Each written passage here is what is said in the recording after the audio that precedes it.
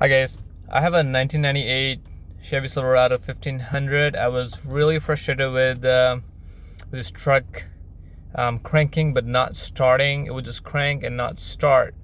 Figured out the security system in this truck is a little weird. It's up on the ignition. I'll show you where it is after you take out the column for the steering, and it is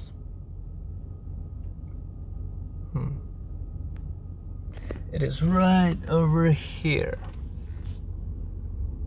If you could see right here. So what I did was, it has a little plug on it. So I took out the plug, took out the wires from the plug actually, and I direct wired it into the little prongs in there. And it started right up. So if anybody that's having a problem with this issue, I saw a lot of people on the forums having a lot of issues. Try this, and if it works, don't spend a lot of money on ignition parts, because I already did and it was more than $500.